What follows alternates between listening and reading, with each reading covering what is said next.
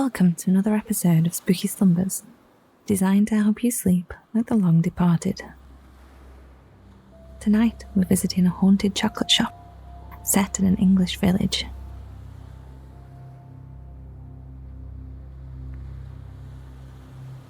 Although you are visiting as it goes dark, and while most of the shops in the village are closed, you will find one that is most certainly open.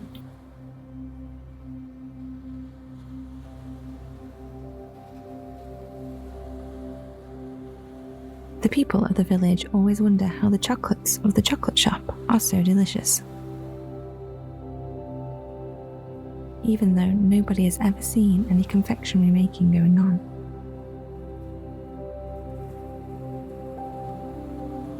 You will meet the friendly and slightly clumsy ghosts in an evening of chocolate making that will bring you delightfully sweet dreams.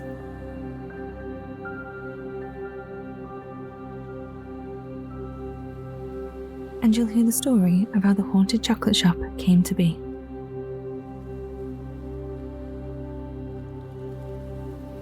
So with that in mind, let's take a breath and get yourself comfortable into your bed, feeling the weight of your body sink down.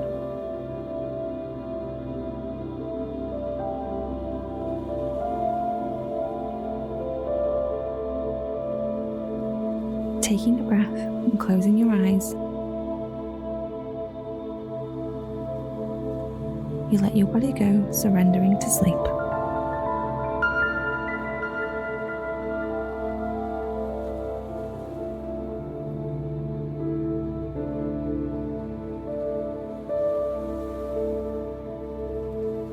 Knowing that there is nothing left for you to do today. You imagine that there is a white ball of light that starts in the soles of your feet and gently moves upwards, relaxing your body as it passes through. Like being in a warm bath.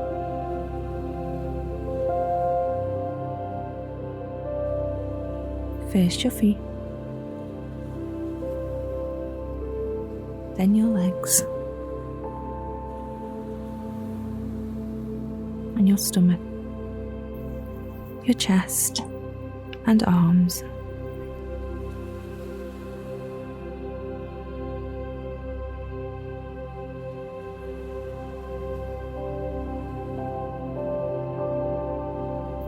And finally your face and head.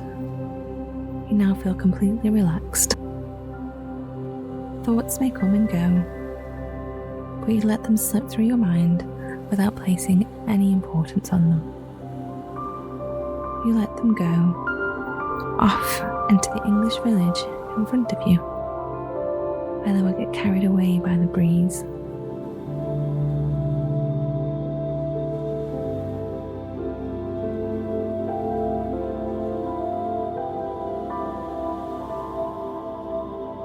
No need to chase them. As you slip deep into sleep, you notice that you find yourself in an English countryside village on a spring evening.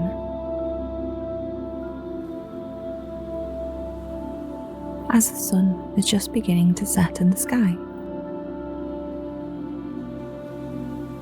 The air is balmy and you walk around the cobbled streets, taking in the sights and sounds.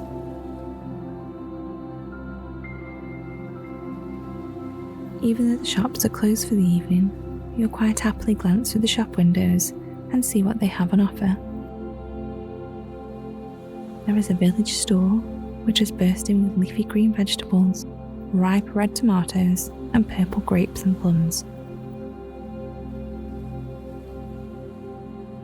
There is a post office with its bright red postbox, and a local pub next door which looks well over 100 years old.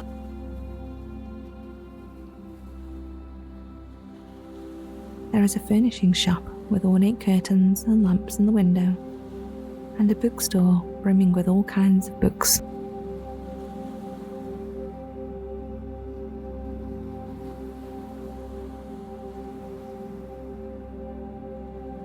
You think to yourself, it's a shame that it's closed. but as you walk a little bit further, you see a quaint chocolate shop that catches your attention. Roses climb up its frontage, twisting around a sign that swings in the breeze, which simply says, "Chocolate Shop."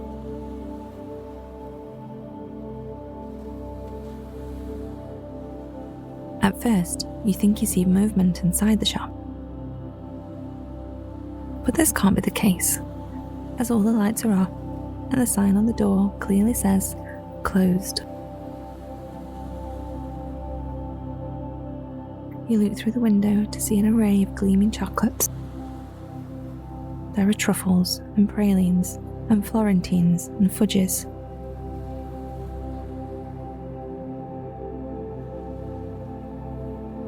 Cookies, frosted chocolate cakes, all in ornate pink and purple casing.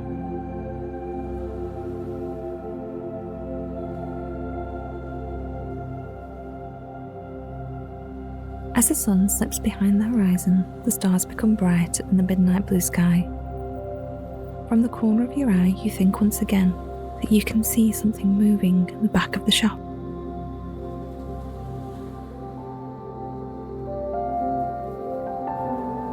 As you look closer, you see a candle has become lit, seemingly by itself.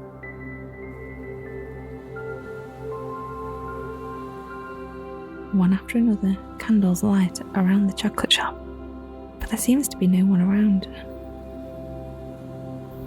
Instead of feeling unnerved by this, you are in fact intrigued. You go to the door of the chocolate shop and try the handle, wanting to know what is going on inside.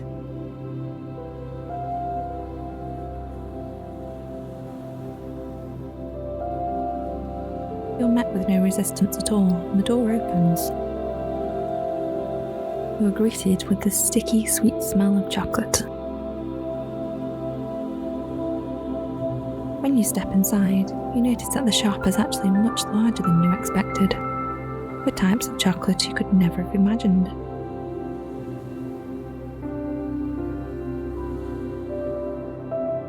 You're filled with the childlike wonder of sweet shop visits in years gone by.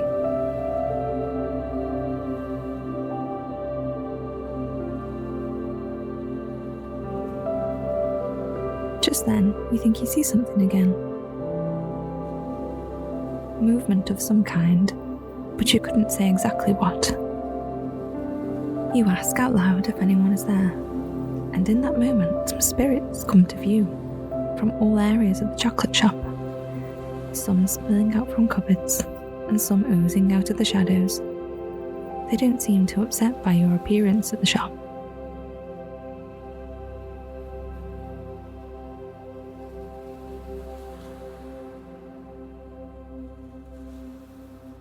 And they set about making chocolates. Everything looks like it's a little bit clumsy. A butter smudge here, a knocked over canister of confectioner's sugar there. But somehow, at the last minute, they managed to nudge the chocolate mould into the right place and make the most beautifully formed chocolate delights.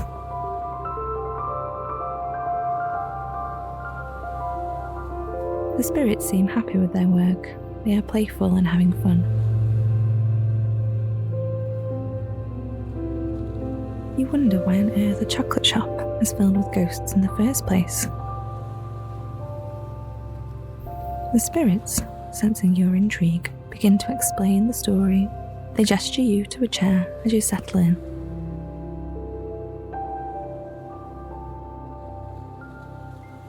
Many years ago, they begin, chocolate was not available for everyone. When it was first brought to England, it was only enjoyed by the royals. They consumed it as a magic elixir, with potent benefits for health and wealth. But the average person was not allowed to consume chocolate, lest they discovered its secrets. At the castle on the hill, which was tall and dark, and at one time loomed over the town, chocolate was enjoyed as a treat behind closed doors.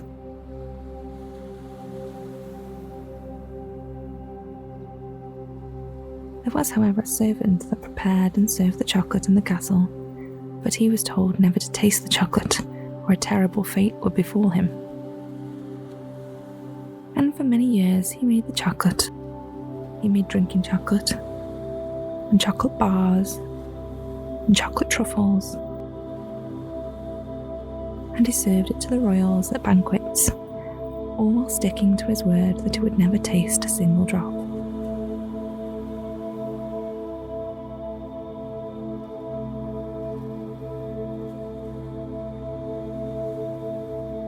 But as the man grew older, he found himself in failing health, and one day, while he was preparing the chocolate, he decided to take out a small bowl and stash some of it away in the back of a cupboard. That night, after the king and queen went to sleep, and the other servants were finished for the evening, he made his way back to the kitchen, opening the cupboard and taking out a small stash of chocolate. Now, he wouldn't normally serve chocolate as dark and as potent as this, but he didn't have time to mix it with milk and sugar like he normally would. It was bitter but delicious, and he ate it quickly. It was luxurious and everything he imagined it would be.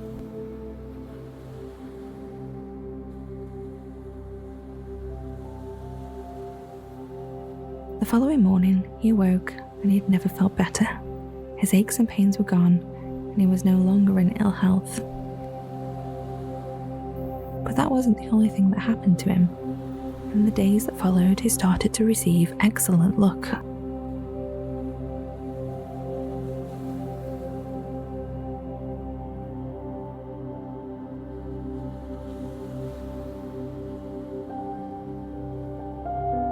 No more than a week later, a letter arrived for him. He had received a windfall from an unnamed source, and he had been left a building right in the middle of the town. He knew right away what he was going to do with it.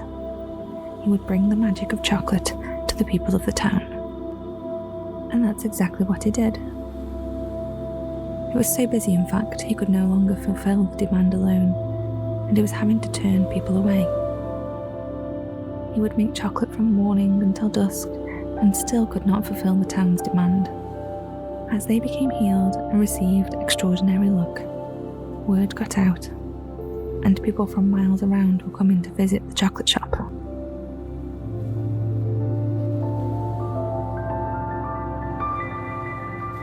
So one night he went to bed in the small flat above the chocolate shop. But he didn't go to sleep.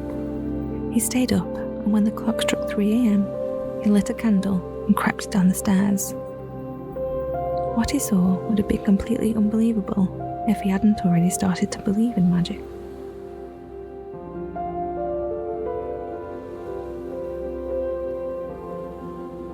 They were ghosts making chocolate. They were quite clumsy, dropping sugar and knocking over a chocolate-coated spoon onto the floor.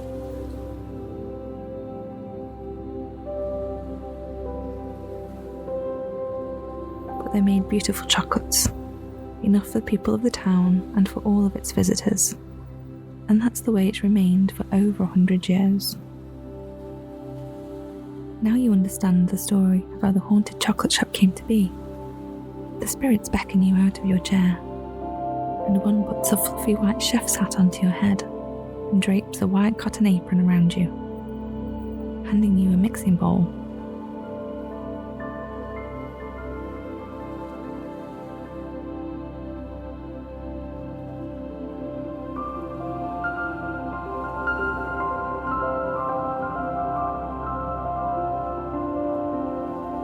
You set about finding a recipe, not wanting to further disturb the ghosts, who were now deeply involved in mixing and piping and filling chocolate moulds of all shapes and sizes. You head to a shelf of books above the counter, and you choose from a selection of books such as Bean and Bar, The Chocolate Maker's Handbook, Sweet Treats and More, Everything Chocolate.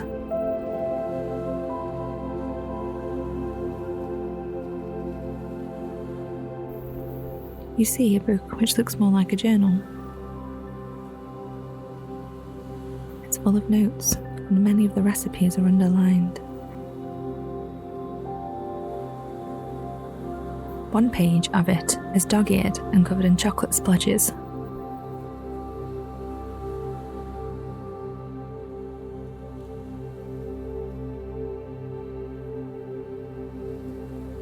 Pecan pie chocolate cups with maple, praline, and buttery wafer for an extra crispy crunch.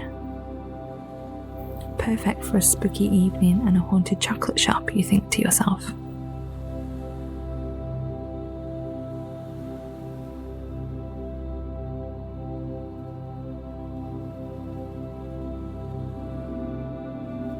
Now you've decided what you're going to make. The spirits help you to gather ingredients from all over the shop.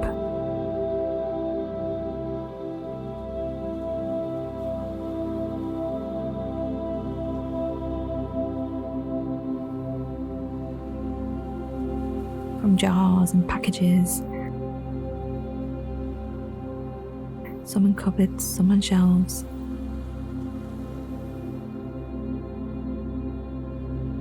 They hand you implements, and as you were mixing it all together to form a smooth chocolate, you start to understand how this could be magic after all.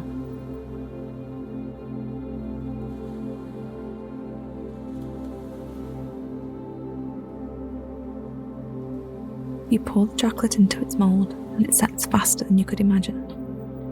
All that's left to do is to drizzle a small amount of caramel on the top, and then you can take a bite.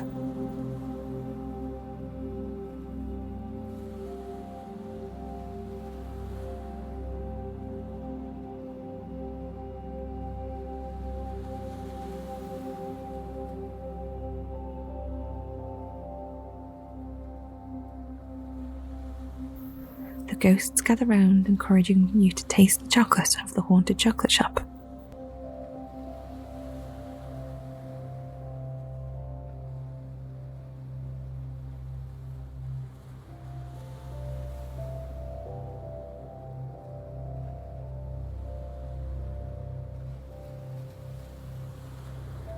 As you take a bite, the ghosts jump and spin around with delight, and it's the best thing you've ever tasted.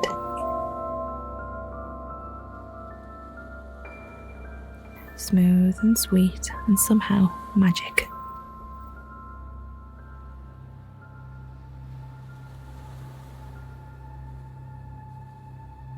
The ghosts are overjoyed and line up with different flavours and varieties for you to try.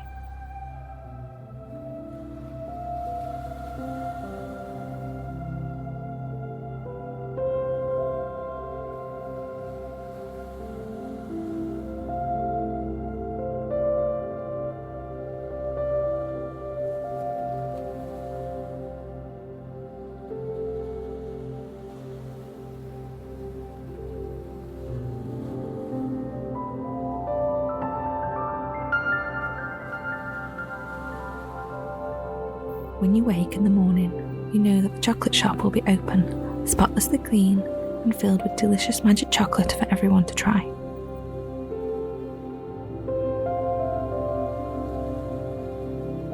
You also know that you'll be filled with magic. You'll wake feeling well rested, healed, and luck will be on its way to you. But for now, sleep, stay spooky, and we'll see you next time.